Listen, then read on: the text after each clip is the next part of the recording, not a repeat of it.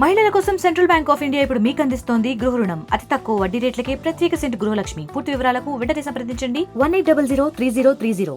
Andhra Pradesh state beverages contract and out sourcing welfare association లో నేను రాష్ట్ర మెంబర్ గా వ్యవహరిస్తున్నాను. నా పేరు వై రాజసూర్య. నేను ఒక సూపర్వైజర్. అలాగే మరి ముఖ్యంగా ఈ రోజు గత ప్రభుత్వంలో మద్యం దుకాణాల యొక్క నోటిఫికేషన్ 3600 దుకాణాల్లో వర్క్ చేయటకు 13,000 మందిని నోటిఫికేషన్ ద్వారా పేపర్ నోటిఫికేషన్ ద్వారా మమ్మల్ని తీసుకోవడం జరిగింది. మేమందరం కూడా ఇంటర్ డిగ్రీ క్వాలిఫికేషన్ తో మేమందరం కూడా ఆ యొక్క జాబులకి మేము అప్లై చేసుకున్నాం.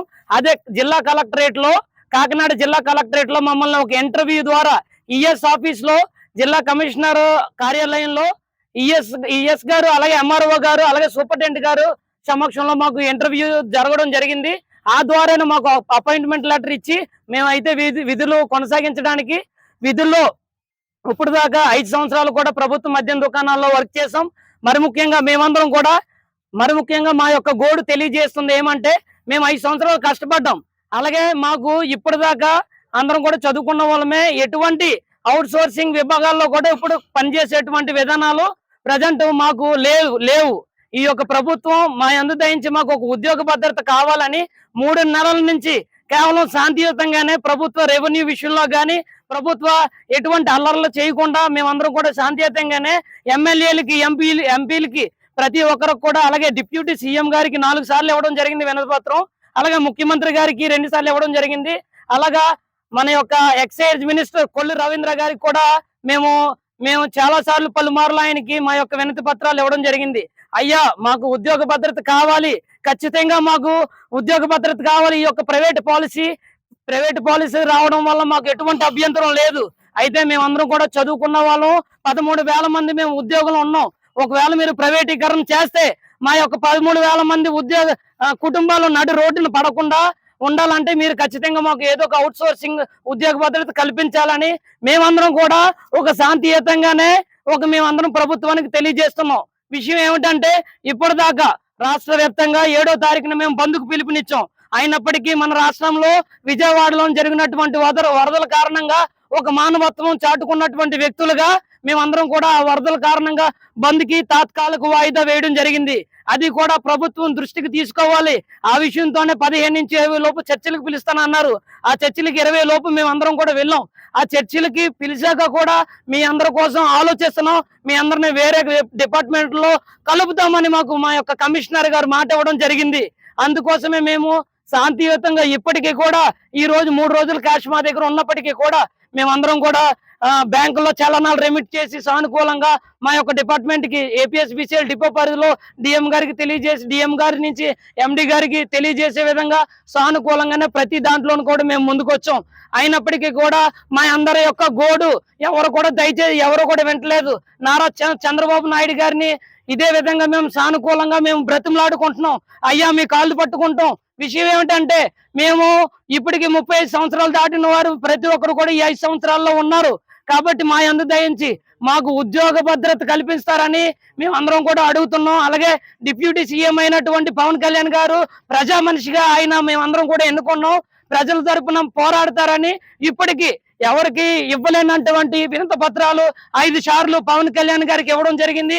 ఆయన కూడా ముఖాముఖిగా మా విషయాలన్నీ తెలుసుకొని ఇప్పుడు ఆయన మా కోసం ఎటువంటి ప్రెస్ మీడియాలో కూడా మాట్లాడడం జరగలేదు.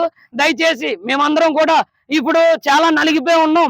ఎటువంటి బయటికి వెళ్తే 30 సంవత్సరాలు దాటిన వ్యక్తులు, అలాగే మరి ముఖ్యంగా ఈ యొక్క మీడియా సమక్షంలో మేము చెప్పదలుచుకున్న విషయం ఏంటంటే, కోవిడ్ 2020-21 కోవిడ్ టైంలో ప్రభుత్వ ఆదాయం దెబ్బతినకూడని పరిస్థితుల్లో మేము దానికి ప్రభుత్వానికి సపోర్ట్ చేస్తూ మా యొక్క కుటుంబాల్లో మా తల్లిదండ్రులను కోల్పోయాం, మా సహోదరులు కోల్పోయాం, చాలా మంది సేల్స్ మెన్, సూపర్వైజర్లు కూడా ప్రాణాలు కోల్పోయారు. అయినప్పటికీ మేమందరం కూడా ప్రభుత్వ రెవెన్యూ దెబ్బ తీయకూడదని మేమందరం కూడా ప్రభుత్వాన్ని గౌరవించి ఉద్యోగాలు చేసాం.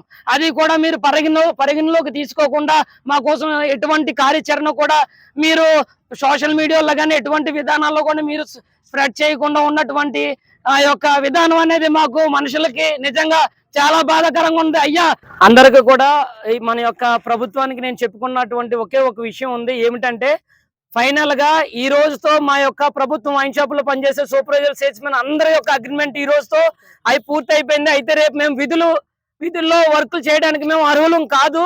అయితే అందుకోసం ఒకవేళ మమ్మల్ని పెట్టి నడిపించాలని అంటే మాకు ఒక ఆర్డినెన్స్ అనేది ప్రభుత్వం నుంచి జారీ చేస్తేనే మేము ఆ యొక్క విధుల్లోకి వచ్చి మేమైతే ఖచ్చితంగా విధులు నిర్వర్తిస్తాం. ఆ పాలసీ కూడా ఆ జీవో కూడా ఏ విధంగా ఉండాలంటే 15 రోజులు వాడుకొని మమ్మల్ని వదిలేసే విధంగా కాకుండా మాకు వేరే 15 రోజుల తర్వాత 16వ రోజున వేరే అవుట్ సోర్సింగ్ విభాగాల్లో ఉద్యోగాలు కల్పించే విధంగా ఆ యొక్క జీవోలో ఉంటేనే మేమందరం కూడా రేపు విధులకి హాజరవుతాం. లేని యెడల రేపటి నుండి ఎవరు కూడా రాష్ట్ర వ్యాప్తంగా ఎవరు కూడా ఒక్క మద్యం షాపులకు కూడా వెళ్ళి మద్యకాల అమ్మకాలు అనేవి జరిపే ప్రసక్తి లేదు. మీ అందరికి కూడా విన్నవించుకుంటున్నాం. Thank you. నమస్తే అండి, నా పేరు పృథ్వీ అండి. నేను రాజమండ్రి వైన్ షాప్ లో సూపర్వైజర్ గా చేస్తున్నాను. గత ప్రభుత్వంలో మేమందరం అవుట్ సోర్సింగ్ లో మేమందరం ఎన్నుకోబడ్డాం కలెక్టరేట్ ఆఫీస్ లో. ఈ రోజున ఏంటంటే మేము అవుట్ సోర్సింగ్ లేకపోతే ఇంకోటి ఏంటనేది మాకు అర్థం కావట్లేదు. ప్రస్తుతానికి దేని కింద ఉన్నాం, అసలు ఏ గవర్నమెంట్ కింద చేస్తున్నాం కూడా తెలియట్లేదు. మా బాధ ఏంటంటే దయచేసి మమ్మల్ని ఇప్పటి నుంచి అన్నా పట్టించుకోండి. మేము ఒక ఉద్యోగస్తులను మమ్మల్ని గుర్తించండి. మేము కష్టపడుతున్నాం, గవర్నమెంట్ కోసమే కష్టపడుతున్నాం. మమ్మల్ని కూడా మీరు గుర్తించండి.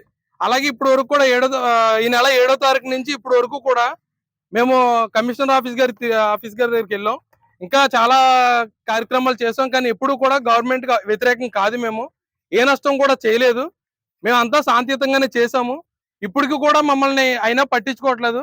కాబట్టి మాకు ఈ రోజుతో మా పాలసీ క్లోజ్ అవుతుందండి. ఈ సెప్టెంబర్ 30వ తారీఖు నుంచి మా పాలసీ క్లోజ్ అవుతుంది. రేపు నుంచి మాకు ఎటువంటి విధులు లేవు, మాకు ఎటువంటి హామీలు లేవు. మేము ఉద్యోగస్తులను కూడా మాకు ఎటువంటి గుర్తింపు లేదు. సో అందుకని మేము ఏం చేసామంటే ఈ రోజు చలో డిపో అనే కార్యక్రమం మీద డిపోకి వచ్చాం. డిపోకి వచ్చి మా బాధలన్నీ చెప్పుకున్నాం. రేపు నుంచి అయితే ఎట్టి పరిస్థితుల్లో మేము విధుల్లో పాల్గొనమని, మేము ఇంక ఉద్యోగం చేయమని, మాకు ఎటువంటి హామీ లేకపోతే మేము చేయమని చెప్పడానికి వచ్చాము. మాకు జీవోలో పైనుంచి ఏమైనా ఆర్డర్స్ వస్తే మీకు ఈ ఉద్యోగం ఉందని ఎప్పుడన్నా అది మాకు ఏమైనా చెప్తే దాన్ని బట్టి మేము ఉద్యోగం చేయాలా వద్దా అనేది మేము నిర్ణయించుకుంటాం. మాకు ప్రైవేట్ పాలసీలకు ఎటువంటి ఇబ్బంది లేదు ప్రైవేట్ పాలసీలు చేయడానికి. కానీ మాకు ఏదో ఒక ఈ డిపార్ట్మెంట్ లో కాకపోయినా ఏదో ఒక డిపార్ట్మెంట్ లో అవుట్ సోర్సింగ్ మేము మొత్తం 13,000 మంది ఉన్నాం సార్. 13,000 కుటుంబాలు ఉన్నాయండి. 13,000 మంది ఉన్నామంటే 13,000 కుటుంబాలు రోడ్డును పడతాయి.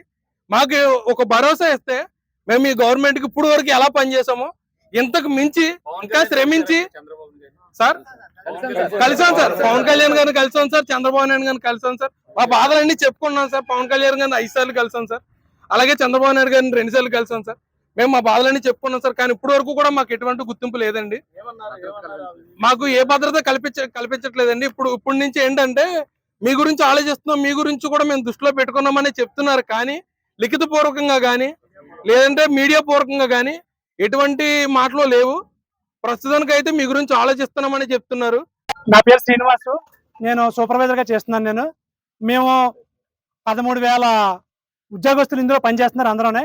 మాకు ఈ కూటమి ప్రభుత్వం రావాలని మేము కోరుకున్నాం. ఈ కూటమి ప్రభుత్వం రావాలి, చంద్రబాబు నాయుడు గారు రావాలి, పవన్ కళ్యాణ్ రావాలి. పవన్ కళ్యాణ్ గారు ఇచ్చిన మాట ప్రకారంగా మేము ఓటేసాం.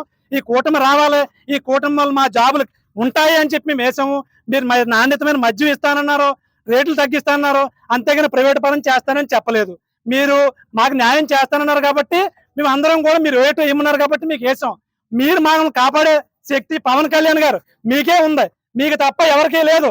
చంద్రబాబు నాయుడు గారు, లోకేష్ బాబు గారు, మీరు ముగ్గురు మాత్రమే మమ్మల్ని కాపాడగలరు. దయించి మాకు డిగ్రీలు, పీజీలు, అందరూ ఇంటర్మీడియట్లు అందరం చదువుకుని ఉన్నాం, మమ్మల్ని కాపాడండి. మీరు మమ్మల్ని చూడాలి. మరిన్ని వీడియోస్ కోసం ఛానల్ ని సబ్స్క్రైబ్ చేయండి. లేటెస్ట్ అప్డేట్స్ కోసం వాట్సాప్ ఛానల్ ని ఫాలో చేయండి. అండ్ లింక్ డిస్క్రిప్షన్ లో ఉంది.